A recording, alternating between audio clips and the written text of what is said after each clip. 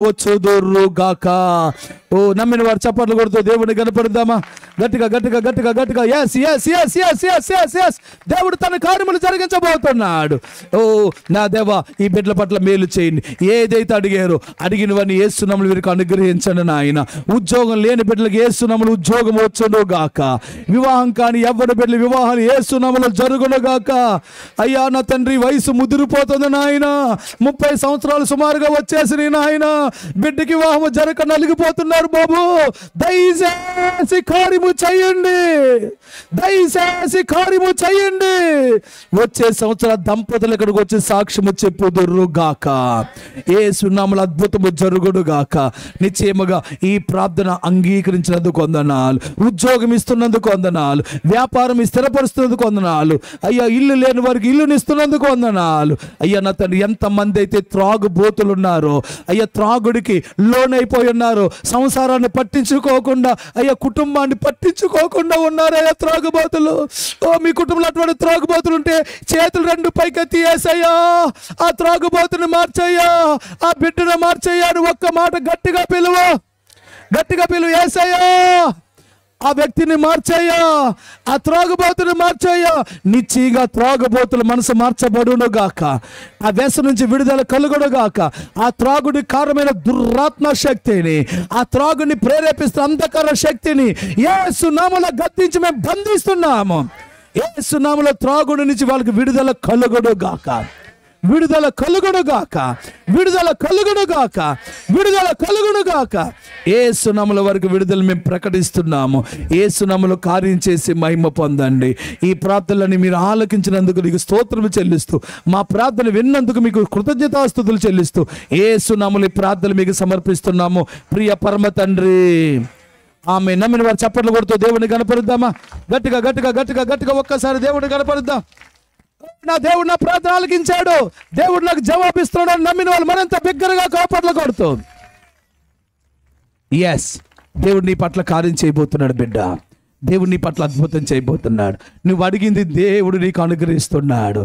దాన్ని పొందుకుని వెళ్ళు, అది నువ్వు పట్టుకుని వెళ్ళు, విశ్వాసంతో వెళ్ళు. అమ్మ, నీ విశ్వాసం గొప్పది, నువ్వు కోరినట్టే నీకు అవును గాక. బిడ్డ, నీ విశ్వాసం గొప్పది, సమాధానం గలదానవే వెళ్ళు. నువ్వు కోరినట్టు దేవుడు నీకు జరిగించబోతున్నాడు. ఆమేన్, ఆమేన్. పక్క వాళ్ళకి షేక్ హ్యాండ్ ఇవ్వండి. ఒకసారి షేక్ హ్యాండ్ ఇచ్చి చెయ్యిలా ఊపుతూ చెప్పండి, నువ్వు కోరింది దేవుడు నీకు ఇవ్వబోతున్నాడు అని చెప్పండి. నువ్వు వాళ్ళకి చెప్పు, వాళ్ళు నీకు చెప్తారు. అలా ముగ్గురికి చెప్పండి. అలా ఒక ముగ్గురికి చెప్పండి, ఒక ముగ్గురికి చెప్పండి, నువ్వు కోరింది దేవుడు నీకు ఇవ్వబోతున్నాడు. చెప్పాలి, పక్కన సిగ్గుపడకుండా చెప్పండి, సిగ్గుపడకుండా చెప్పండి. నువ్వు కోరమ్మా, మీ అందరు ఇక్కడ నిలబడ్డారు, మీరు స్పెషల్ క్యాండిడేట్స్లో ఉన్నారు. స్తోత్రం కలుగును గాక. మీరు కోరింది దేవుడు మీకు ఇవ్వబోతున్నాడు. మీ ఇంట్లో శుభకార్యాన్ని, ఇక్కడ ఉన్న ఒక తల్లి గారి ఇంట్లో శుభకార్యం జరగాలి. వచ్చే సంవత్సరం మీదరికి ఈ రోజు కల్లా శుభకార్యం దేవుడు జరిగించబోతున్నాడు. నిశ్చయంగా నువ్వు కోరింది దేవుడు నీకు అనుగ్రహించబోతున్నాడు. ఎంతమంది నమ్ముతున్నారు? ఆమేనని చెప్పండి. సంతోషంగా ఉన్న వాళ్ళు 2 నిమిషాలు మరలా కూర్చోండి. ఇప్పుడు లేరా? 2 నిమిషాలు కూర్చోండి. 2 నిమిషాలు వింటారు, మరి కొద్ది నిమిషాలు వింటారు. మాటలు వింటానంటే నేను కొన్ని విషయాలు చెప్పాను, అసలైన కొన్ని సత్యాలు మీకు నేను చెప్పాలి. స్తోత్రం కలుగును గాక. ఆ సత్యాలు చెప్పకుండా ఈ వాక్యాన్ని ముగించడం అది న్యాయబద్ధమైనది కాదు. చేతుల పైకెత్తి ఒక్కసారి అడిగింది దేవుడు ఇచ్చాడని నమ్మితేనే యేసయ్యా అని పిలవండి. ఇచ్చినందుకు నీకు స్తోత్రమయ్యా అని చెప్పండి. చేతుల పైకెత్తి ఇచ్చినందుకు స్తోత్రము, నువ్వు చేసిన కార్యాన్ని బట్టి మీకు స్తోత్రము. చప్పట్లు కొడుతూ దేవుడిని కనపడదాం. నీవు చేసిన మేళ్ళకై, నీవు చూపిన కృపలకై పాడాలందరూ. నీవు చేసిన మేళ్ళకై, ఓ నీవు చూపిన కృపలకై వందనం యేసయ్యా.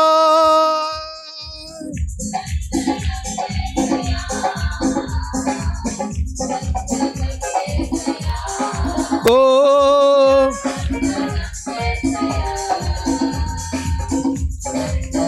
యేసయ్యా,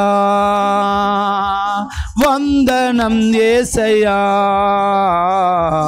వందనం యేసయ్యా, వందనం యేసయ్యా. నీ పాటి వాడనని నేను నన్నెంతగానో మించావు, క్రీస్తేసు మహిమై స్వర్యములో ప్రతి అవసరమును తీర్చావు.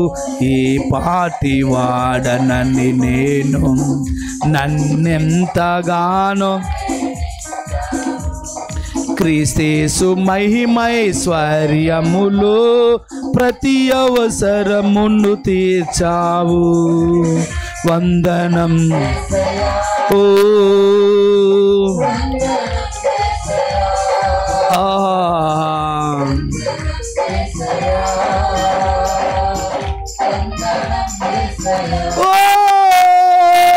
వందనం. Thank you lord. Amen amen. వందనం. yes lord.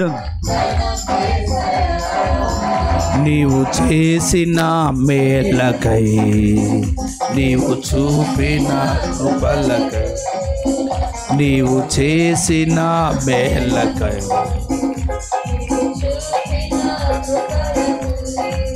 హల్లెలూయా. నమ్ముతున్నారా దేవుడు కార్యం చేస్తాడని? చెప్పండి చెప్పండి, నమ్ముతున్నారా? పక్క వాళ్ళు కూడా చెప్పడు సార్, ఇలా టచ్ చేసి చెప్పండి, నీవు అడిగింది దేవుడు నీకు ఇవ్వబోతున్నాడు. ఆమేన్. ఎంతమంది సంతోషంగా ఉన్నారు? అరే అంత అంత డల్లగా చేయెత్తారు అనుకోలేదు మీరు అందరూ. ఎంతమంది సంతోషంగా ఉన్నారు? ఎస్, దేవుడు నా పట్ల కార్యము చేయబోతున్నాడు. ఆమేన్. ఎస్, ఈ రాత్రి ఈ స్థలానికి వచ్చిన మీకు ఎవరైతే ఉద్యోగం లేక వేదన పడుతున్నారో వచ్చే సంవత్సరం స్టేజ్ మీదకి వచ్చి సాక్ష్యం చెప్పండి, దేవుడు మీకు ఉద్యోగం ఇచ్చాడని. ఆమేన్. దేవుడు అటువంటి కార్యం ఈ సమయంలో జరిగించబోతున్నాడు. నేను నమ్ముతున్నానండి. మీరు నమ్ముతున్నారా? ఎస్, మీరు నమ్ముతున్నారా? ఎస్, దేవుడు మీ పట్ల కార్యం చేయబో. అయితే ఆ సహోదరి ఆ దైవజన్ దగ్గరకు వచ్చింది. దైవజన్, నా వల్ల నీకేం కావాలో చెప్పు అన్నాడు. నీ దగ్గర ఏమున్నది అన్నాడు. నా దగ్గర ఏమి లేదయ్యా, ఓ చిన్న నూనె కొండ మాత్రమే మిగిలిందయ్యా అన్నాడు. నూనె కొండ ఒకటి ఉంది, మిగతా కొండలు లేవని అడిగాడు. అన్ని కొండలు అమ్మేశానయ్యా. పప్పు లేదా? పప్పు లేదయ్యా. కనీసం డబ్బు లేదా? డబ్బులు కొండలో డబ్బులు లేవయ్యా. మళ్ళీ బియ్యం లేవా? బియ్యము లేవయ్యా. అన్నీ అయిపోయినాయి. మరి ఇంకేముంది? కొంచెం నూనె కొండలో కొంచెం నూనె మాత్రమే ఉందయ్యా అందండి. అయితే నూనె మాత్రం ఎందుకు ఉంటుందండి? మనకి ఎప్పుడైనా బియ్యం కాస్త ఒక పాత్రలు వేస్తాం, ఆ బియ్యం ఆ పాత్రను కాస్త బోర్లు ఇస్తే అందులోని బియ్యం అన్నీ వచ్చేస్తాయి. అదే పప్పు అయితే పప్పు అంతా వచ్చేస్తుంది, డబ్బులు ఉంటే డబ్బులన్నీ వచ్చేస్తాయి. అదే అందులో నూనె ఉందనుకోండి, నూనెను కూడా ఉంచామనుకోండి, నూనె అంతా వచ్చేస్తుంది. కానీ మరలా ఇలా మరలా మామూలు ప్లేస్లో దాన్ని నిలబెడితే మరి కొద్దిసేపటికి అంచున నూనెంతా కొంచెం కింద దిగి కింద అడుగున ఎంత మిగులుతుంది? కొంచెం నూనె మిగులుతుంది కదా, అదే ఉందని చెప్తుంది. అంటే ఆమె ఎంత దీనస్థితిలో ఉందంటే ఇంట్లో తినడానికి ఏమీ లేదు, పప్పు లేదు, ఉప్పు లేదు, పరిస్థితులు ఏమీ బాగాలేదు. ఈ రాత్రి నీ బ్రతుకు కూడా ఏం బాగాలేదేమో, చుట్టూ అప్పులేనేమో, 10-15 లక్షల రూపాయలు అప్పులు చేసి ఎలా బతకాలో అర్థం కాక నలిగిపోతున్నావేమో, తింటానికి కూడా ఏమీ కనబట్లేదా? కలవరపడకు, నా యేసయ్య కార్యం చేయబోతున్నాడు. నా యేసయ్య కార్యం చేయబోతున్నాడు. అట్టడుగున ఇంతే ఎంత నూనె మిగిలింది. ఏంటి ఆ నూనె అని అంటే పిల్లరా, నూనె అంటే ఏదో కాదు పిల్లరా, మనం చేసే భక్తి అండి, మనం చేసే నీతి అండి, మనకున్నటువంటి విశ్వాసం అండి. నేను ఈ తల్లికి, ఈ సహోదరికి తన భర్త చనిపోయాడు. భర్త చనిపోతే దేవుణ్ణి తిడతా చెప్పండి, ఎందుకు నేను ఎంత అన్యాయం చేసావు అని ఉన్న భక్తి ఊడిపోయిందండి. ఆవిడ దగ్గర ప్రార్థన మానేసిందండి. అప్పులో వచ్చి ఇంట్లో వస్తువులన్నీ ఎత్తుకుపోయేసరికి ఉన్న విశ్వాసం కూడా పోయిందండి. ఎంత పోయినా, విశ్వాసం ఎంత పోయినా, ప్రార్థన ఎంత పోయినా ఏదో మూలన కొంచెం మిగిలిపోతుందండి. ప్రార్థన ఏదో మూలన కొంచెం భక్తి మిగిలిపోతుందండి. ఎంత ఏమన్నా తన్నగానే ఒక దెబ్బ తగలగానే అబ్బా అని ఎలా మొదలు పెడతామో, యేసు రక్తమే జయమని ఎప్పుడైతే కష్టం వచ్చినప్పుడు అంటామో, ఎంత ఏ ఇబ్బంది వచ్చినా లోపల ఎక్కడ యేసయ్య మీద ఎంత ప్రేమ మిగులుతుందే, ఆ చిన్న ప్రేమ చాలు నీ చరిత్ర దేవుడు మార్చడానికి. విశ్వాసం అంతా పోయినా లోపల ఎంతో కొంచెం విశ్వాసం మిగిలింది కదా, కొంచెం భక్తి మిగిలిందిగా, కొంచెం ప్రార్థన మిగిలిందిగా, చాలు ఆ చిన్న ప్రార్థనతో దేవుడు అద్భుతాలు చేయబోతున్నాడు. ఆ ఆవగింజంత విశ్వాసం ఉంటే చాలు, కొండల్ని పెకలించి సముద్రంలో పడవేయగలడు. ఆ విశ్వాసంతో నీకు కొంచెం విశ్వాసం ఉంటే దేవుడు కార్యం చేయబోతున్నాడు. కొండంత విశ్వాసం అక్కర్లేదు, కొండలో మిగిలిన కొంచెం నూనెంత విశ్వాసం ఉన్నా చాలు, నా దేవుడు నీ పట్ల కార్యం చేస్తాడు. భక్తి కలిగిన భర్తను పోగొట్టుకున్నప్పుడు విశ్వాసం పోయింది, కానీ కొంచెం విశ్వాసం మిగిలింది. దైవజనుడు అడిగాడు, నీ దగ్గర ఏముందామంటే కొంచెం నూనె మిగిలిందయ్యా. అయితే నువ్వు ఇంటికి పోయి ఇరుగు పొరుగు వాళ్ళందరి దగ్గరికి వెళ్ళి వాళ్ళ దగ్గర ఏమేమి పాత్రలు ఉన్నాయో ఆ పాత్రలన్నీ ఎరువు తెచ్చుకో. ఎరువు తెచ్చి నీ ఇంట్లోకి వెళ్ళి తలుపేసుకొని ఆ నూనె కుండను తీసుకుని, కొంచెం మిగిలిన నూనె కుండను తీసుకుని ప్రార్థన చేసి, మిగతా కుండల్లో, ఖాళీ కుండల్లో, ఏమీ లేని ఖాళీ కుండల్లో ఈ నూనె వేయమ్మా, ఆ నూనె పాత్ర నిండా నిండిపోతుంది అని చెప్పాడండి. దైవజనుడు చెప్పినట్లుగా ఇంటికి పోయిందండి. కుమారులు ఇద్దరిని పంపించింది. పొల్లమ్మ దగ్గరికి, ఎల్లమ్మ దగ్గరికి, వెంకటలక్ష్మి దగ్గరికి, సుబ్బలక్ష్మి దగ్గరికి, వెనకాల మార్తమ్మ దగ్గరికి, పక్కన మరియమ్మ దగ్గరికి, ఆ పక్కన కృష్ణవేణి అక్క దగ్గరికి, ఆంటీ దగ్గరికి, అంకుల్ దగ్గరికి, అందరింటికి తిరిగేసి పాత్రలన్నీ నిండా పేర్చేశారండి. పేర్చేస్తే అప్పుడు తలుపులు వేసేసుకుని లోపల కూర్చుని యేసయ్యకు ప్రార్థన చేసి, ఆ యొక్క పాత్రలోది ఆ కొంచెం నూనె ఉంది, అట్టడికెళ్ళిపోయిన నూనె కోసం ప్రార్థన చేస్తుండగానే అట్టడికెళ్ళిపోయిన నూనె అంచులు మట్టుకు నిండిపోయిందటండి. స్తోత్రం కలుగును గాక. నేను అంటాను, అట్టడికెళ్ళిపోయిన నీ జీవితాన్ని అంచుల మట్టుకు పొంగి పొల్లులా నా దేవుడు చేయబోతున్నాడు. నిండారుగా నా దేవుడు నిన్ను దీవించబోతున్నాడు. నీ జీవితం అడుగంటిపోయిన నీ జీవితాన్ని అందలాన్ని ఎక్కించబోతున్నాడు నా దేవుడు. పెంట మీద నీ జీవితాన్ని పదవుల చేత అలంకరించబోతున్నాడు నా దేవుడు. ఓ దరిద్ర కొట్టమైన అందరూ దరిద్ర కొట్టరాలు నీ ముఖం నాకు చూపించద్దన్నారే, అందరూ వచ్చి నీ ముఖం ఎదుట 2 చేతులు దండం పెట్టి నీ ఎదుట నేను దేవుడిని గణపరచబోతున్నాడు.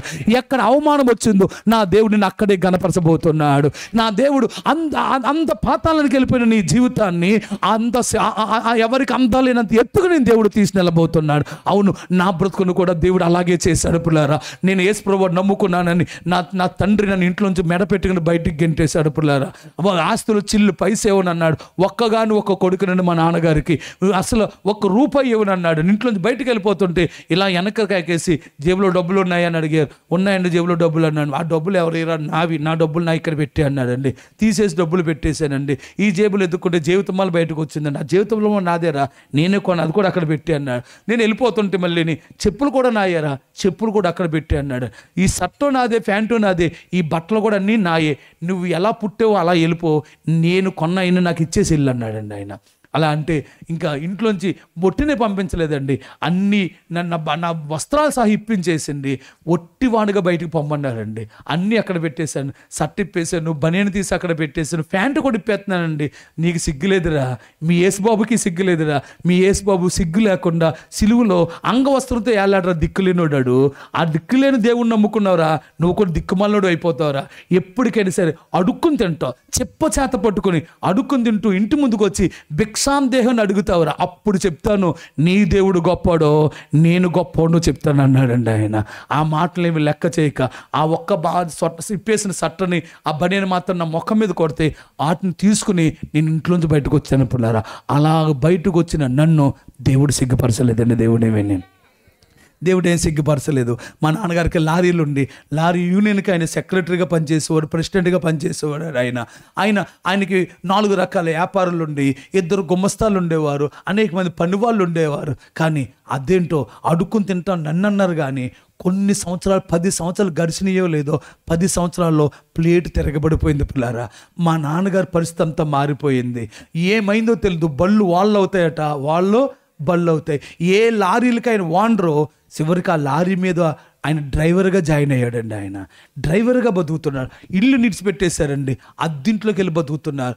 ఒకరోజు నా ఇంటికి వెళ్ళి నేను చూసేసరికి కప్పుకోవడం దుప్పడు కూడా లేక ఆ సిరిగిపోయిన దుప్పడు కప్పుకున్నారు. అంత దీనస్థితికి ఆయన వెళ్ళారు. అయినా కానీ పౌరుషంలో ఉన్న కుటుంబంలో పుట్టి మీసాలు మెలేసే కుటుంబం ఏమో అస్సలు యేసుబాబుని కొంచెం కూడా అంగీకరించాలి. దరిద్రానైనా అనుభవించారు కానీ యేసును మాత్రం అంగీకరించలేదు. పైగా నన్ను పిలిచి ఒక రోజున, ఇదిగో నేను చచ్చిపోయినప్పుడు, ఒకవేళ నేను రేపు చచ్చిపోయినని యేసుబాబు నమ్మను. నేను చచ్చిపోయిన తర్వాత నన్ను కానీ పెట్టులో కానీ పెడతావేమో, పెట్టడానికి ఇరలేదు, పొలంలో పెడితేనే నా శవాన్ని ముట్టుకో, లేకపోతే నా శవం దగ్గరకు నువ్వు రావటానికి వీర్లేదని మా పెద్దనాన్నగారు చనిపోయినప్పుడు చూడటానికి వెళ్తే అక్కడ వార్నింగ్ ఇచ్చారండి అక్కడ.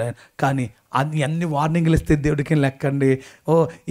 ఎన్ని చెప్పినా దేవుడికి భవిష్యత్తు తెలుసు కనుక ఒక నవ్వుతాడట. దేవునికి స్తోత్రములు గాక. ఆ కీర్తనల గ్రంథం 2వ అధ్యాయంలో ఉన్నదండి. ప్రభువులందరూ, అధికారులందరూ, ఏలికలందరూ కూర్చుని సమావేశమై వాళ్ళు దేవుడి మీదే విరోధంగా మాట్లాడుతుంటే ఆకాశం ఉన్న దేవుడు వారిని చూసి నవ్వుచున్నాడు. ఆయన నవ్వుతాడండి, నిజంగా నవ్వాడండి. కానీ ఒక 25 సంవత్సరాల తర్వాత అదే తండ్రి నా దగ్గరకు వచ్చి యేసే నిజమైన దేవుడని ఆయన ఒప్పుకొని బాప్తిసం పొందాడండి. యేసే నిజమైన దేవుడు అని. ఇప్పుడు ఆయన వాక్యం వింటే ఎంత ఏడుస్తారో తెలుసా పిల్లరా? వెనకాలకు వచ్చిన ఇంత గొప్ప దేవుని నేను తిట్టాను, ఇంత గొప్ప దేవుని కోసమా నా జీవితాన్ని, నా సంసారాన్ని పాడు చేసుకున్నాను. మా అమ్మకు నిలువెత్తు బంగారం ఉండేదండి, పైనుంచి కింద దాకా పైన నెత్తి నిండా బంగారమే, ఒంటి నిండా బంగారమే, అంత బంగారంగా లక్ష్మీదేవిలా ఉండేదండి వారండి. అటువంటి నా తల్లిని రోడ్ల మీద ఈడ్చీడ్చి కొట్టారండి. కానీ మా అమ్మ నేను ఎప్పుడైతే బయటకు వచ్చామో అందరూ అన్నారు మా నాన్నగారిని, వాళ్ళతో పాటు లక్ష్మీదేవి కూడా వెళ్ళిపోయింది రాని. స్తోత్రం కలుగును గాక. నిజంగా మా ఇంటికి ఆశీర్వాదం వచ్చిందండి. కొంచెం ఉంటే చాలు, కొంచాన్ని దేవుడు దీవిస్తాడు. నేను ఒక రోజున చిన్న కుడుపూరాన్ని, చిన్న గ్రామానికి దేవుడిని సేవకి వెళ్ళిపోమన్నాడు. నేను ఆ సేవకి వెళ్ళినప్పుడు నా దగ్గర ఏమీ లేదండి, నా దగ్గర ₹1 మాత్రమే ఉంది. మరోసారి చెప్తున్నాను, ₹1 మాత్రమే ఉంది. మా ఊరి పేరు, మీ ఊరికి మా ఊరికి ఏముంది, కొంచెం అవినావభావ సంబంధం ఉందండి. కుడుపూరు, కూడు ఉరు కదండి. మీ కుడికి రూకి మధ్యలో పువ్వు చేరిస్తే చాలండి, కుడు ఊరవుతుంది. సో ఆ ఊరికి నేను చాలా చిన్న గ్రామం అండి, చాలా చిన్న గ్రామము. కనీసం రోడ్లు కూడా దానికి సరిగ్గా లేవండి. మా ఊరికి రావాలంటే నాన్న తిప్పలు పడాలండి. కానీ ఆ ఊరికి వెళ్ళినప్పుడు అద్దరిపోయిందండి. ఓ రోజు కూటం పెట్టుకునేటువంటి చిన్న కూటం పెట్టుకున్నాను. ఆ ఊరు 40 మంది దాకా వస్తారని నాకు తెలుసు. 40 మందికి కావాలి. ఏం చేయలే తెలియక నేను ఏ పాస్టర్ గారి దగ్గర అయితే పరిచయం చేస్తున్నాను, ఆ పెద్దమ్మ గారి దగ్గరికి వెళ్ళి, ముసలావిడ దగ్గరికి, అమ్మగారు నేను రేపొద్దు కూటం కదా, 40-50 మందికి కిరణాల లిస్ట్ రాయండి అన్నానండి. ఆవిడ కిరణాల లిస్ట్ రాసిందండి, కాయగూరల లిస్ట్ రాసిందండి. 2 పట్టుకున్నానండి. 2 పట్టుకుని కొంటాను మాత్రం డబ్బులు లేవు. అప్పుడు చర్చిలోకి వెళ్ళి, ప్రభువా కిరణా కావాలయ్యా, కాయగూరలు కావాలయ్యా, చేతిలో ఈ ₹1 ఉందయ్యా, ఈ కొంచెం నూనె ఉందయ్యా, ఈ కుండలంతా ఖాళీ అయిపోయినాయా, ఈ కొంచెం నూనెని దీవించిన ఆయన అని చేతులపైకి ఎత్తి ప్రార్థన చేశానండి.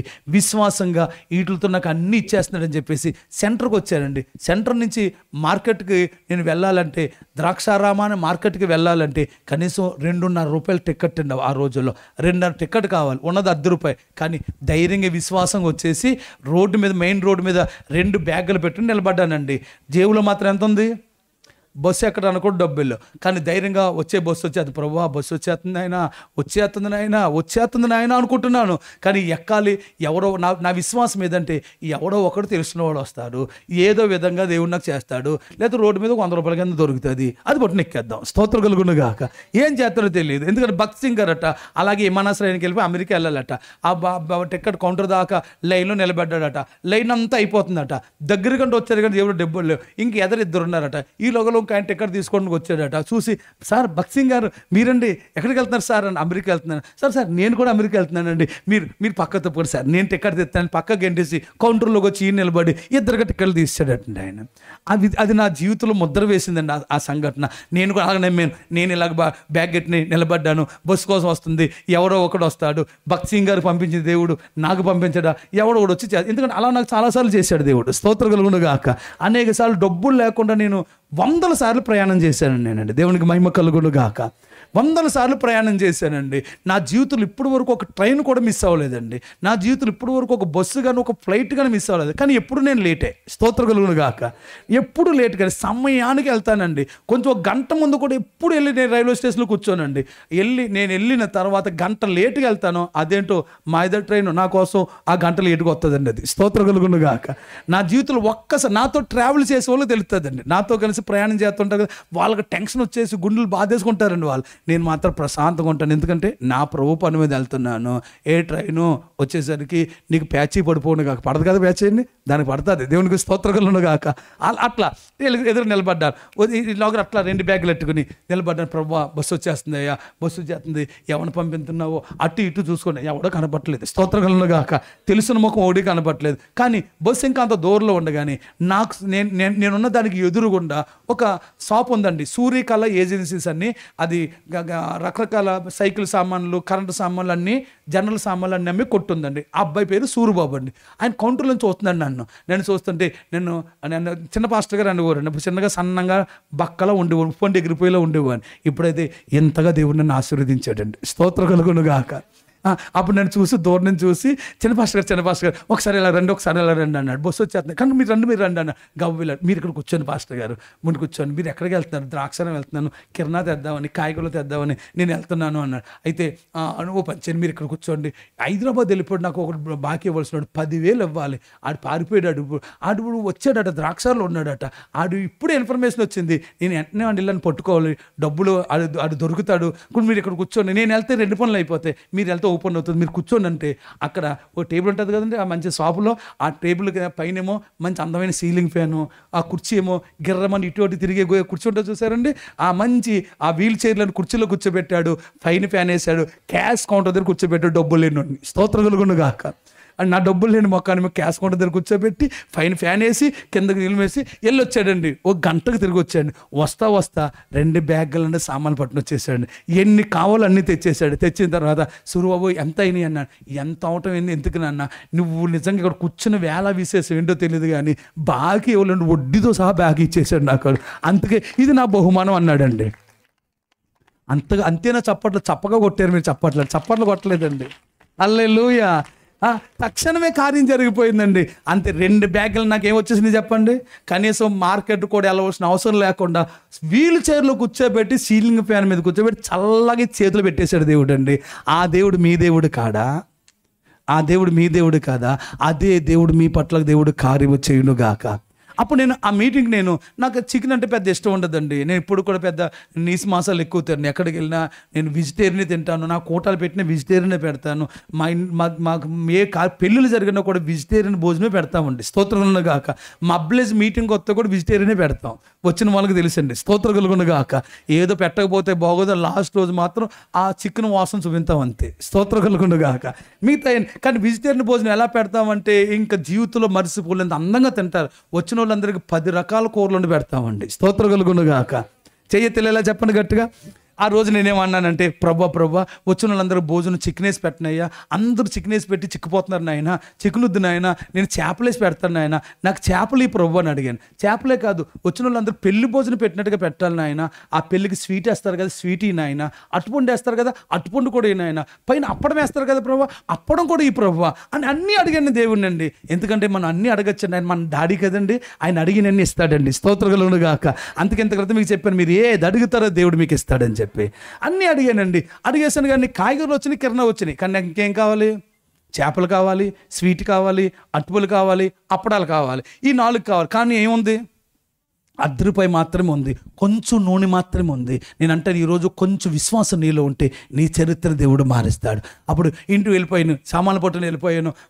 ఆ రూమ్లో పెట్టుకున్నాం మేము. మా అమ్మగారు భోజనాలు రెడీ చేస్తున్నారు, వంటలు వండేస్తున్నారు. కూటం ప్రారంభమైపోయింది. కానీ పొద్దుటి కూటానికి ప్రారంభానికి ముందుగా మా ఊర్లో చేపలు అమ్ముకోవటానికి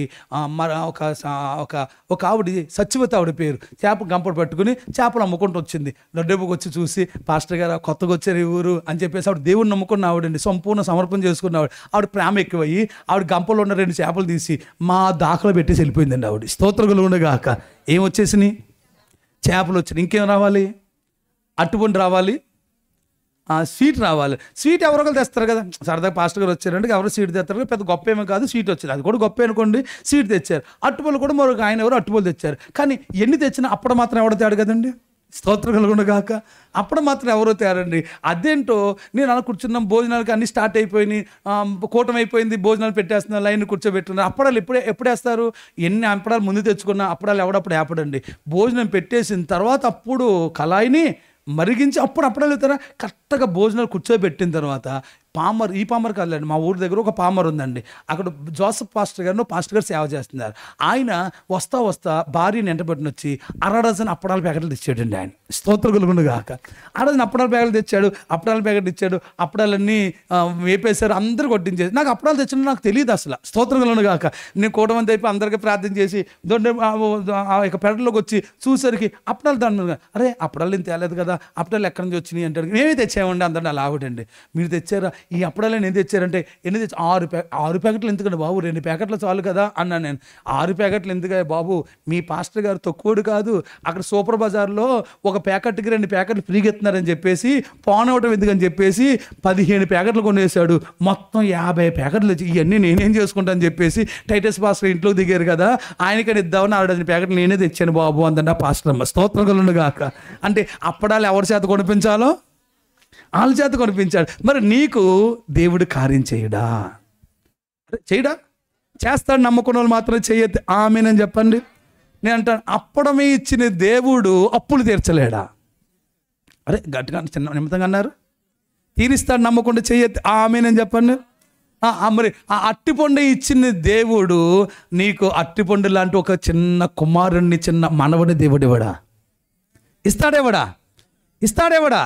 ఇవ్వగలడు. మరి స్వీటే ఇచ్చిన దేవుడు స్వీట్ లాంటి అందమైన భార్యని ఇస్తాడేవడా? ఇస్తాడు. ఆ ముఖం చూసరికి నీ కడుపు నిండిపోతుంది. స్తోత్రం కలుగును గాక. అటువంటి పొడుగాటి ముక్కుడు, అందమైన బొగ్గల్ని, అందమైన కళ్ళుండి పిల్లక జుట్టున్న అమ్మాయిని ఇస్తాడు. అది మాత్రం వద్దు. స్తోత్రం. ఇప్పుడు అందరికీ పిల్లక జుట్టే అండి. ఒకవేళ పొడుగు జుట్టున్న కట్ చేసి పాడేస్తున్నారు మా 5-6 పిల్లలందరూ. స్తోత్రం కలుగును గాక. పిల్లక జుట్టు అదేంటో. ఇప్పుడు నేను ఎంత ప్రార్థన అంటే పెద్ద ముసలోళ్ళకి ప్రార్థన చేద్దామని అనుకుంటే ఒక్క ముసలోళ్ళు కనపడరండి. ఎక్కడ చూసినా అందరూ ప్యాంట్లు వేసుకునే వాళ్ళు, ఎవరు పంచకట్లు కట్టుకుని కనపట్లేదు, ఎక్కడ తెల్లెంటుకలు కనపట్లేదు, అన్ని నల్లెంటుకలు, అందరూ ఒక్కడు ముసలోడు కనపట్లేదండి ఎక్కడనండి. అందరూ యవనస్తులు అంటున్నారు. పెళ్ళి కొడుకు ఎవరో అర్థం అవ్వట్లేదండి. పిల్లోడో లేకపోతే పిల్లోడు యొక్క తండ్రో కూడా తెలియదండి. అలా ఉన్నారండి పెళ్లి కొడుకులు అందరూ. స్తోత్రం కలుగును గాక. నీకు మాత్రం స్వీట్ లాంటిది మంచి భార్యని దేవుడు ఇచ్చును గాక. ఇష్టమైన వాళ్ళు మాత్రం గట్టిగా ఆమేనని చెప్పండి. ఇప్పుడు మనం చేసిన ప్రార్థన దేవుడు సఫలం చేస్తాడా? చేస్తాడు. నమ్మకుంటే 2 చేతుల పైకి చెప్పండి. యేసయ్యా నా ప్రార్థన ఆలకించువాడా. మళ్ళీ చెప్పండి. యేసయ్యా నా ప్రార్థన ఆలకించువాడా, జవాబునివ్వండి, జయము ఇవ్వండి, జయము ఇవ్వండి. ఇచ్చినందుకు మీకు స్తోత్రాలు చెల్లిస్తున్నాము, ఇచ్చినందుకు నీకు వందనాలు చెల్లిస్తున్నాము. ఆమేన్. చప్పట్లు కొడుతూ ఒక్కసారి జీవం కలిగిన దేవుణ్ణి కనపరుద్దామా? ఈ రాత్రి నీకు ప్రార్థన పెద్ద రాకపోవచ్చు. చిన్న ప్రార్థన, చేతకాని ప్రార్థన, పెద్ద ప్రార్థన పాస్టర్ గారు లాగా ప్రియమైన తండ్రి నీ ఘనమైన నామము అని సాగదీసి ఏమి చేయక్కర్లేదు. వచ్చి రాని ప్రార్థన. ఏమి రాకపోతే యేసు రక్తం చెయ్యని చెప్పు. అదే గొప్ప ప్రార్థన. స్తోత్రం కలుగును గాక. ఏమి రాకపోతే ఇంకేమంటే చేసిన ఆయన స్తోత్రం అని చాలు. నీ ఆత్రాలన్నీ తీరిపోతాయి. స్తోత్రం కలుగును గాక. నీ కష్టాలన్నీ తీరిపోతాయి. అందులో చిన్నగా సింపుల్గా చేయి. చిన్న ప్రార్థన, అట్టడుకెళ్ళిపోయినటువంటి చిన్న ప్రార్థన చాలు నిన్ను అంచులు మట్టుకుని నింపటానికి. అడుగంటిపోయిన నీ జీవితాన్ని అందలాన్ని ఎక్కించడానికి ఆ చిన్న ప్రార్థన నీ చరిత్రని మార్చబోతుంది. చెయ్యెత్తి బిగ్గర ఆమేనని చెప్దామా? అంటే ఇప్పుడు నూనె అంటే ఏంటి తెలుసా? కొంచెం భక్తి, కొంచెం విశ్వాసం, కొంచెం ప్రార్థన, కొంచెం నీతి, కొంచెం యథార్థత. ఆ చిన్న యథార్థతని చరిత్ర మారుస్తుంది. యోబుకి అన్నీ పోయినాయి. యోబుకి ఇల్లు పోయింది, ఆస్తులు పోయినాయి, పిల్లలు చనిపోయారు, అన్నీ పోగొట్టుకున్నాడు. కానీ ఏం పోలేదంటే కొంచెం యథార్థత మాత్రం మిగిలింది. ఆ యథార్థతను పోగొట్టుకోలేదు. అందుకు యోబు గ్రంథం 21 అధ్యాయంలో చెప్పబడుతుంటుంది, నేను మరణ మగునంత వరకు నా యథార్థత నేను విడిచిపెట్టను. ఆ కొంచెం యథార్థతే పోగొట్టుకున్నవన్నీ తిరిగి సమకూర్చడానికి కారణమైంది. ఈ రాత్రి అదే యథార్థత. ఏం పోయినా పర్లేదు, నీతిని పోగొట్టుకోకు. ఏం పోయినా పర్లేదు, పరిశుద్ధతను పోగొట్టుకోకు. బట్టల మాసినయన్ని రోడ్డు మీద దేకకు.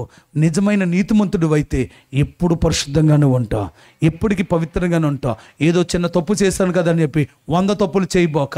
చేసిన తప్పును ఒప్పుకో, చేసిన పొరపాటును ఒప్పుకో, కొంచెం నీతిగా బతుకు. ఆ నీతి నీ జీవితాన్ని కట్టబోతుంది. చివరికి ఆ నూనె అంచులు మట్టుకు నిండిపోయింది. ఖాళీ పాత్రలన్నీ గది నిండా ఉన్నాయి, తలుపులు వేయబడ్డాయి. ఖాళీ పాత్రల నిండా నూనె వేసేసిందండి. అన్ని పాత్రల నిండా నూనె వచ్చేస్తుంది. సమస్తం వచ్చేసిన తర్వాత అప్పుడు కుమారులను అడుగుతాం, అరే ఇవన్నీ పాత్రలు నిండిపోయినాయిరా, ఇంకా పాత్రలు నిండి పట్టురారంటే ఇంకెక్కడికి వెళ్ళమమ్మా? పెద్దమ్మని అడిగేసాం, చిన్నమ్మని అడిగాం, వెనకింటామని అడిగాం, పక్కింటా అన్నాడు, అన్నీ తెచ్చేసాం కదా, ఇంకా లేవమ్మా అన్నాడండి.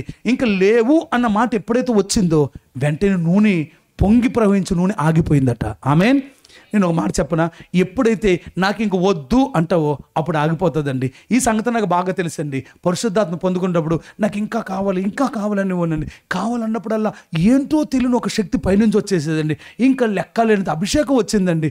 ఇంకా ఆ అభిషేకం తట్టుకోలేక కింద పడి దొల్లుతుండంటే అది అర్ధరాత్రి అండి, అందరూ పడుకున్న సమయం. కానీ ఆ అభిషేకంతో నింపబడిపోయినప్పుడు ఇంకా ఇంకా ఇంకా ఇంకా అనే కొలది ఇంకా వస్తానుండదండి. ఇంకా చాలయ్యా అన్న తర్వాత పరిశుద్ధాత్మ ఆగిపోయిందండి నా మీదండి. ఆ అభిషేకం ఎంతగా నా మీద ఉందంటే 4-5 రోజుల దాకా నేను మనిషిని కాలేకపోయానండి. నా నోటంపడి మామూలు మాటలు మాట్లాడలేకపోయింది. ఎంతసేపు నేను భాషలే మాట్లాడేవాడిని. ఎవరితో మాట్లాడటానికి కూడా నోటి మాటలు వచ్చాయి కాదు, భాషలో వచ్చి అంతగా అభిషేకం చేత దేవుడు నింపాడు. పుల్లారా, అదే దేవుడు నిన్ను కూడా నింపుడు గాక. నాకు ఇంక వద్దు అంటే నువ్వు ఆగిపోతాయి. ఇంకా ప్రసంగం మానేయండి అన్నారు అనుకోండి, ఈ ప్రసంగం ఇక్కడే ఆగిపోతుందండి. స్తోత్రగలను గాక. ఇంకొంచెం చెప్పండి అన్నారు అనుకోండి, టైం అంక చూడకుండా ఉన్నారు అనుకోండి, దేవుడు మిమ్మల్ని కూడా నింపివేయబోతున్నాడు ఈ రోజున. ఆమెన్ అన్నారా? గట్టిగా అన్నారా? చాలన్నారా? ఇల్లెలవయ్యా హల్లెలూయా. హల్లెలూయా అంటే హల్లెలూయా అనండి, ఎల్లెలవయ్య అంటే ఎల్లెలవయ్య అనండి. గట్టిగా చెప్పండి. హల్లెలూయానా? మీ పక్క నుంచి హల్లెలూయా ఎల్లెలవయ్యా? హల్లెలూయానా? దేవునికి స్తోత్రం కలుగును గాక. యేసు ఈ రోజు మీ జీవితాల్లో కార్యాలు చేయబోతున్నాడు. చేయెత్తి బిగ్గరగా ఆమేన్ అని చెప్దామా? ఈరోజు మీ చరిత్ర దేవుడు మార్చబోతున్నాడు. అయితే లోపలికి వెళ్ళిన తర్వాత ఏం వేసుకుందంటే తలుపులు వేసుకుందండి. తలుపులు వేసి అన్నీ ఆగిపోయినాయి. ఇంక వద్దు అనగానే ఆగిపోతుంది. వద్దు అని ఎప్పుడు అంటావో అప్పుడు ఆగిపోతాయండి. ఇంకా ఆ తర్వాత వెళ్ళి తలుపులు వేసి రావడం మళ్ళీ ఇప్పుడు డోర్ ఓపెన్ చేసిందండి. డోర్ ఓపెన్ చేసి తలుపులు వేసుకుని చేయమన్నాడు. ఎందుకు తలుపులు వేసి చేయమన్నాడు అంటే, ఎప్పుడైనా ఒక అద్భుతం చేసినప్పుడు అని రహస్యంగానే దేవుడు చేస్తాడు, మిరకలుగా దేవుడు చేస్తాడు. ఇంకో మాట చెప్పనా, తలుపులు వేసిన వాళ్ళే లోపల నుంచి తలుపు గడి పెట్టేశారు. బయట నుంచి వచ్చి ఎంత కొట్టినా తలుపు ఎవరు తీయాలి? బయట ఉన్న వాళ్ళు తీయాలా? బయట నుంచి 100 మంది అంతా తెస్తారా? లోపల తలుపు వేసిన వాళ్ళే తెస్తారా? లోపల తలుపు వేసిన వాళ్ళే తెస్తారు. నేను అంటాను, ఎవరైతే నీకు ద్వారాలు మూసేశారో, ఎవరైతే నీకు అభివృద్ధి రానివ్వకుండా నీ వ్యాపారానికి ఆటంకాలు పెట్టారో, ఎవరైతే నీ సంబంధం సెట్ అవ్వకుండా నీకు తలుపేసేసారో, తలుపు వేసిన వాళ్ళ ద్వారానే రేపొద్దున తలుపు దేవుడు తీయించబోతున్నాడు. ఎవరైతే నీకు ద్వారాలు మూసారో వారే నీకు ద్వారాలు తెరవబోతున్నారు. ఎవరైతే యోసేపుని గోతులకు త్రోసేశారో అదే అన్నదమ్ములు యోసేపుని గోతులోంచి పైకి లేవనెత్తారు. ఏ పొతేఫర్ అయితే జైల్లో పాలు చేశాడు యోసేపుని, అదే పొతేఫర్ యోసేపు సింహాసనంలో కూర్చుంటే ఎదురుగుండా వచ్చి చేతులు కట్టుకుని నిలబడేలా దేవుడు చేశాడు. నేను అంటాను, అదే దేవుడు మీ దేవుడై ఉన్నాడు. ఎవరైతే నీకు ఆటంకాలు పెట్టారో, ఎవరైతే నిన్ను అవమానపరిచారో వారి ముందే నా దేవుడు మిమ్మల్ని ఘనపరచబోతున్నాడు. ఏ ఊర్లో అయితే మీరు హేళన చేయబడ్డారో అదే ఊర్లో నా దేవుడు మీకు ఘనతనివ్వబోతున్నాడు. ఎంతమంది నమ్ముతున్నారు? వాళ్ళు మాత్రం 3 సార్లు గట్టిగా ఆమేన్ ఆమేన్ అని చెప్పండి. నిశ్చయంగా దేవుడు మీకు ఘనతనివ్వబోతున్నాడు. క్లోజ్ అయిన ద్వారాలు యేసు నామములో ఓపెన్ అవునుగాక. ఎవరైతే డిఎస్సి రాకుండా మూత వేశారో 1 మార్కులో పోయిందో అదే డిఎస్లో 100 మార్కులతో 100% మార్కులతో నా దేవుడిని నిలబెట్టబోతున్నాడు. నమ్మితే చప్పట కొడుతూ దేవుడిని కనపడదామా? ఏ వ్యాపారం అయితే క్లోజ్ అయిపోయిందో అక్కడే నా దేవుడు నిలబెట్టబోతున్నాడు. ఏ ఇల్లు అయితే నువ్వు కట్టలేకపోతుందో, ఎవరైతే అడ్డు పెట్టారో, నీ మందిరం కట్టలేకుండా ఇల్లు కట్టలేకుండా ఎవరైతే అడ్డు పెట్టారో అక్కడే నా దేవుడు నీ చేత మందిరాన్ని ఇల్లును దేవుడు కట్టించబోతున్నాడు. ఆమె నామేనని చెప్దామా? ఎస్, మూత వేసిన వాళ్ళే మూత చెప్పండి పక్క వాళ్ళకి చెప్పండి. ఇలాగ తొడ మీద ఎలా టచ్ చేసి చెప్పండి. మూత వేసిన వాళ్ళే తెరుస్తారని చెప్పండి. తలుపు వేసిన వాళ్ళే తలుపు. హల్లెలూయా. నీ ఎదుట ఉన్నటువంటి ద్వారాలు యేసు నామములో ఓపెన్ అవునుగాక. నీ ముందరగా నడుస్తున్నవాడు నీ దేవుడైన యెహోవా. ఆయన వస్తుంటే చాలు డోర్స్ అన్ని యేసు నామములో ఓపెన్ అవునుగాక. నీ ముందర ఆయన వస్తున్నాడు. ఆయన నీ ముందర నీకు రాజు. ఆయన ఇత్తడి తలుపులను పగలగొడుతున్నాడు, ఇనప గడియలను విరగొడుతున్నాడు. యెషయా గ్రంథం 45వ అధ్యాయంలో రహస్యంగా ఉన్నటువంటి ధననిధులు నీ కోసం తెరుస్తున్నాడు. నమ్మితే చప్పట్లు కొడుతూ దేవుడిని కనపడదామా? యెషయా గ్రంథం 45వ అధ్యాయం 3వ వచనంలో చెప్పబడిన ఆ మాట ప్రకారంగా దేవుడు తెరవబోతున్నాడు. అయితే ఫైనల్గా నేను చెప్తాను, ఈ మాట వినండి పిల్లారా. డోర్స్ ఓపెన్ చేసింది. డోర్ ఓపెన్ చేసి ఎక్కడికి వెళ్ళిందో తెలుసా పిల్లారా? ఈ కొండలని పట్టునెళ్ళి వాళ్ళకి వీళ్ళకి అమ్మటానికి పట్టునెళ్ళి ఇవ్వలేదండి. డైరెక్ట్గా డోర్ ఓపెన్ చేసి తన 2 పిల్లల్ని తీసుకుని మరలా తిన్నగా దైవజన్ దగ్గరికి వెళ్ళింది. దైవజన్ దగ్గరికి వెళ్ళి దైవజను మొదట సాగిలపడి నమస్కారం చేసి, దైవజనుడా మీరు చెప్పినట్లుగా నేను చేశానయ్యా, మీరేం చెప్పారో అలా చేశాను, మీరు చెప్పినట్లుగా నేను చేస్తే మీరు చెప్పినట్లుగానే కొండల నిండా నూనె నిండిపోయిందయ్యా, ఇప్పుడు నన్ను ఏం చేయమంటారు అని తిరిగి వెళ్ళి దైవజన్ని అడిగిందండి. మనం సర్వసాధారణంగా దైవజన్ దగ్గరికి ఎప్పుడు వస్తామంటే కష్టాల్లో ఉండగా దైవజన్ దగ్గరకు వస్తాం. కష్టాలన్నీ తీరిపోయిన తర్వాత దేవుడు జ్ఞాపకం ఉండడు, దైవజనుడు జ్ఞాపకం ఉండడండి. దైవజనుడిని మర్చిపోయిన వాళ్ళు ఎంతమందో, ప్రార్థన చేస్తే బాగుపడిన వాళ్ళు ఎంతమందో, కానీ వాళ్ళందరూ మందిరానికి వస్తే మందిరం సరిపోతుందా? పొంగి పొర్లిపోతుంది. నీ గిన్నె నిండి పొంగి పొర్లినట్టుగా పొర్లిపోతుంది. నిజంగా నేను చేసిన ప్రార్థనల ద్వారా, లేకపోతే నేను స్వార్థ చెప్పడం వలన, నేను పర్సనల్గా ఎవాంజలిజం చేయటం ద్వారా మారిన వాళ్ళు లెక్కలేనంత మంది అండి. వాళ్ళందరినీ లెక్క పెట్టుకుంటూ సుమారుగా నేను, నా తల్లి, నా కుటుంబం చేసిన వాళ్ళు, సుమారుగా వ్యక్తిగతంగా అన్ని జనుల నుంచి రక్షించబడిన వాళ్ళు సుమారుగా ఒక 10,000 మంది పైన ఉంటారండి. స్తోత్రం కలుగును గాక. కానీ వాళ్ళందరూ మా మందిరానికి వస్తే మందిరం సరిపోతుందా? లేదు. కానీ ఆయా స్థలాలకు వాళ్ళు వెళ్ళినా నేను అంటాను, ఈరోజు దేవుడు నీకు కార్యం చేసిన తర్వాత మర్చిపోవద్దు దేవుని బిడ్డ. మళ్ళా తిరిగి దైవజనుడి దగ్గరికి రా. దైవజనుడి దగ్గరికి వచ్చి దైవజనుడి సలహా కోరు. దైవజనుడు ఏది చెప్పితే అది జరుగుతుంది. దైవజనుడా నువ్వు చెప్పినట్లు చేశానయ్యా, కొండల నిండా నూనె నిండిపోయింది, మీరు చెప్పినట్లే జరిగింది అన్నది. అంటే దేవుడిని ఆశీర్వదించాలంటే దేవుడు వాక్యం నీకు ఏం చెప్తుందో వాక్యం చెప్పినట్లుగా చేయి. నిశ్చయంగా దేవుడిని ఆశీర్వదించబోతున్నాడు, నిశ్చయంగా దేవుడిని దీవించబోతున్నాడు. దైవజనుడు చెప్పింది చెప్పినట్లుగా చేయి. దేవుడు ఒక కార్యం నీ పట్ల దేవుడు జరిగించబోతున్నాడు. చేయి పైకి ఆమేన్ చెప్దామా? హల్లెలూయా. చివరి దైవజనుడు అన్నాడు, అమ్మ ఈ కొండలు పట్టునెళ్ళి, నీ నూనె పట్టునెళ్ళి సావుకారు దగ్గర తీసుకుని ఆ నూనెనంతా అమ్మేసుకోమ్మా. అమ్మిన వచ్చిన డబ్బులతో అప్పులన్నీ తీర్చుకో, మిగిలిన డబ్బులతో నువ్వు నీ బిడ్డలు సుఖంగా బతకండి అమ్మా అని చెప్పాడు. దైవజనుడు ప్రార్థనకి దైవజనుడు లక్షల రూపాయలు డబ్బులు ఇచ్చాడా, లేకపోతే ఆశీర్వాదం ఇచ్చాడా? మీరు పాస్టర్ గారి దగ్గరకు వచ్చి 10 లక్షలు అప్పు అయిపోయినాయా, 1 లక్ష ఉంటే ఇవ్వకూడదా అని ఎప్పుడు పాస్టర్ గారిని పొరపాటును కూడా అడగండి. పాపం ఆయన బక్కైన స్తోత్రం కలుగునుగాక. హల్లెలూయా. ఆయన అడగబోకండి.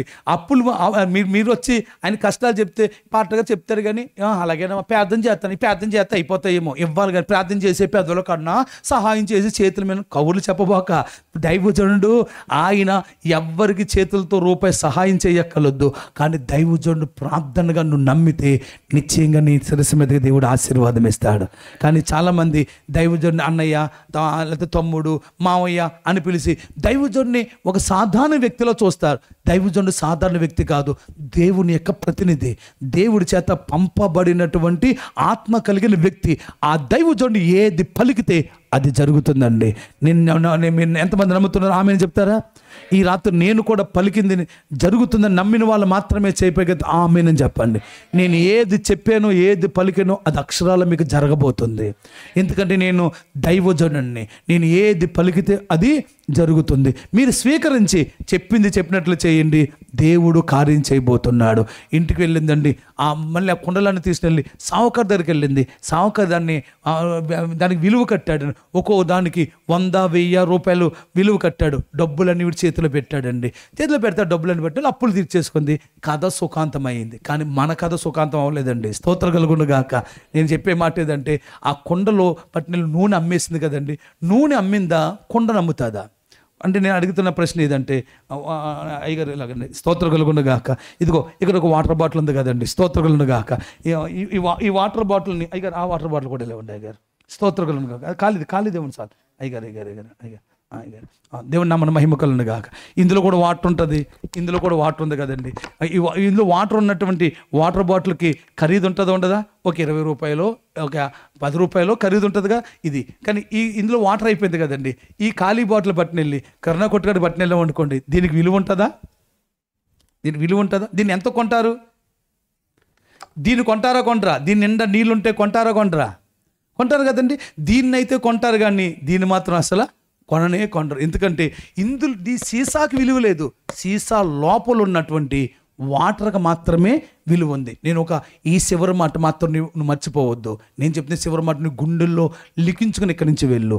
ఈ యొక్క ఖాళీ వాటర్ బాటిల్కి విలువ లేదు, కానీ దీంట్లో నింపబడిన ఆ వాటర్కి విలువ ఉన్నట్లు కానీ ఈ కుండకి విలువ లేదు.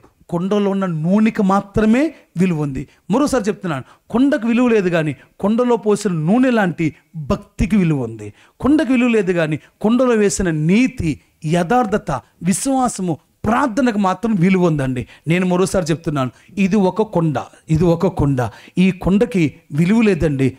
చచ్చిపోయిన తర్వాత పాతి పెడితే ఈ కొండ మట్టిలో కలిసిపోతుంది, కానీ ఈ కొండలో ఉన్న ఆత్మకు మాత్రం విలువ ఉందండి. ఈ కొండలో ఉన్నటువంటి జీవానికి మాత్రం విలువ ఉందండి.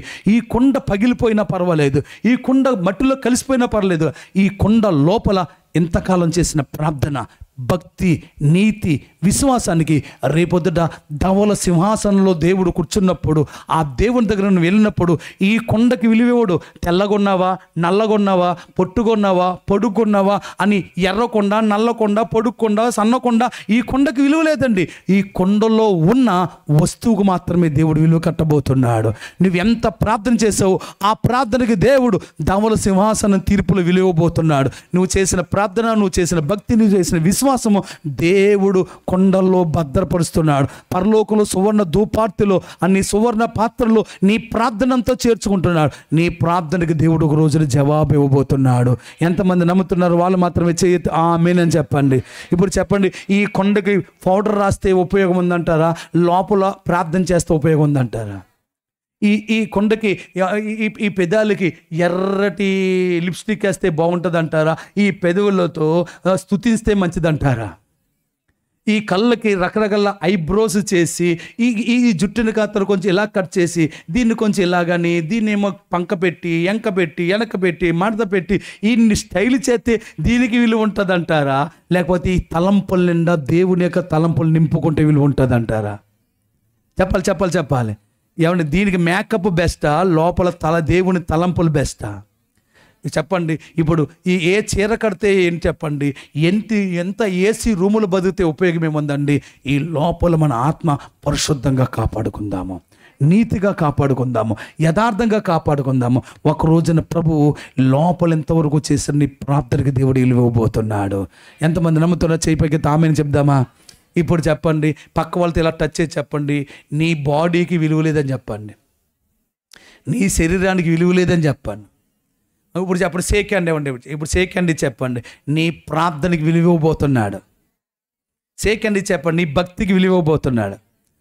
మీ మౌరంలో ఉన్న వాళ్ళు అసలు చెప్పట్లేదమ్మా, నా ఇంకా చూస్తున్నారే అమ్మ. ఆ చేతిలోని బైబిల్ కొంచెం పక్కన పెట్టుకుని పక్క వాడు చేయి పట్టుకుని చెప్పండి. ఏం చెప్తారు? నీ భక్తికి విలువ కట్టబోతున్నాడు. నీ క్రియలకు తగ్గ జీతాన్ని దేవుడు ఇవ్వబోతున్నాడు. ఆమేన్. నమ్మిన వాళ్ళు చెప్పండి గట్టిగా ఆమేన్ అని చెప్పి చప్పట్లు కొడుతూ దేవుని కనపరచండి. ఇప్పుడు నువ్వు ఎలా ఉన్నా పర్వాలేదు, నీ బ్రతుకు ఎలా ఉన్నా పర్వాలేదు, నేను చిన్న పెంకుటింట్లో ఉన్నా, తాటాకల కొంపలో ఉన్నా, నీకేమీ భయం లేదు. కొంపు కొట్టేటువంటి ఈ స్థలాల్లో నువ్వు కాపురం చేసినా పర్వాలేదు, కానీ గుండెల్లో, హృదయంలో మాత్రం కంపు లేకుండా ఉంటే చాలు పిల్లారా. హృదయం పరిశుద్ధంగా ఉంటే చాలు. ఆ హృదయాన్ని ఎవరు పరిశుద్ధపరుస్తారో తెలుసా? మన ప్రభువైన యేసయ్య. యేసు రక్తము నీ పాపం నుంచి నేను కడుగునుగాక, యేసు రక్తం మిమ్మల్ని పరిశుద్ధపరచునుగాక. కనుక యేసయ్య నాకు విలువ ఇవ్వండి, నా భక్తి విలువ ఇవ్వండి అన్న వాళ్ళందరూ కలిసి 2 నిమిషాలు ప్రార్థన చేద్దామా? మోకరించగలిగితే నువ్వు ఉన్న స్థలంలో మోకాలు వేయలేకపోతే ఉన్న స్థలంలో లేచి నిలబడి నువ్వు ప్రార్థన చేయి. అందరూ మోకరించాలి, లేదా నిలబడాలి. కానీ నువ్వు దేవుని సందులో కూర్చోవటం అంత మంచిది కాదు. ఈ చివరి ప్రార్థన తప్పనిసరిగా నువ్వు ప్రార్థనలో పాల్గొను. దేవుడు నీకు విలువ కట్టబోతున్నాడు. నువ్వు ఇంతవరకు విన్న వాక్యానికి విలువ ఇవ్వబోతున్నాడు, ఇంతవరకు చేసిన ప్రార్థనకి విలువ ఇవ్వబోతున్నాడు, నీ భక్తికి విలువ ఇవ్వబోతున్నాడు. ఇంతకాలము నువ్వు చేసిన ప్రార్థన అంతా దేవుని సన్నిధిలో దాచబడి ఉన్నది. దేవుని సన్నిధిలో అది పొంగి పొర్లిపోతూ ఉన్నది. కొండల నిండా నువ్వు చేసిన కన్నీరు నిండిపోయినది. ఎన్ని కొండల నిండనో నువ్వు ఏడ్చావే, నీ భర్త మారాలని, నీ బిడ్డలు మారాలని కన్నీరు కార్చావే. ఆ కొండల నిండా కన్నీరు ఉంది. రేపొద్దు నీ కన్నీరికి దేవుడు విలువ ఇవ్వబోతున్నాడు, నీ కన్నీటికి దేవుడు విలువ ఇవ్వబోతున్నాడు. ఇంతకాలం నువ్వు చేసినటువంటి ప్రార్థనకి దేవుడు విలువ ఇవ్వబోతున్నాడు. ఇంతకాలం నువ్వు చేసిన ప్రార్థనకి భక్తికి విలువ ఇవ్వబోతున్నాడు. ఇంతకాలము నువ్వు మీటింగ్స్ పెట్టడానికి చర్చిల్లో కానుక వేసేవే, ఆ కానుకలు అర్పణలో దశంభాగాలన్నిటినీ ఒక కొండలో దేవుడు భద్రపరిచాడు. పరలోక బ్యాంకులో కొండలో దేవుడు భద్రపరిచాడు. రేపొద్దుట నువ్వు ఇచ్చిన అర్పణలకు దేవుడు విలువ ఇవ్వబోతున్నాడు. నువ్వు అర్పించిన అర్పణలకు దేవుడు విలువ ఇవ్వబోతున్నాడు. దేవుని బిడ్డ, ఈ రోజు నువ్వు ఇచ్చిన కానుక దేవుడు విలువ ఇవ్వబోతున్నాడు. ఇవ్వబోతున్నాడు. ఓ నువ్వు చేసినటువంటి ధర్మ కార్యాలకు దేవుడు ఇవ్వబోతున్నాడు. కొర్నేలి, నీ ధర్మ కార్యాలు, నీ ప్రార్థనలు దేవుని సంధికి చేర్చబడ్డాయి. ఎస్, ఈరోజు దేవుని సంధికి నీ ప్రార్థన చేర్చబడుతుంది. ఈరోజు దేవుని సంధికి నువ్వు చేసిన ధర్మ కార్యాలు చేర్చబడుతున్నాయి. నీ విశ్వాసానికి విలువబోతున్నాడు. కనుక యేసయ్యా అని ఒక్కసారి మనసు ప్రార్థన చేస్తావా? మనసారా ప్రార్థన చేస్తావా? దేవుడు నీ పట్ల కార్యము చేయబోతున్నాడు. దేవుడు నీ పట్ల కార్యం చేయబోతున్నాడు. దేవుడు నీ పట్ల కార్యం చేయబోతున్నాడు. హల్లెలూయా, హల్లెలూయా. నిశ్చయంగా దేవుడు నీ పట్ల కృప అనుగ్రహించబోతున్నాడు. దేవుడు తన కృప నీకు అనుగ్రహించబోతున్నాడు. దేవుడు తన కృప హల్లెలూయా. నిశ్చయముగా కార్యము చేయబోతున్నాడు. యేసు నీకు విలువబోతున్నాడు. యేసు నీకు విలువబోతున్నాడు. యేసయ్య నాకు విలువనివ్వండి నాయన. యేసయ్య నన్ను బలపరుచిన ఆయన. యేసయ్య తగిన కృప మీరు నాకు ఇవ్వండి నాయన. యేసయ్య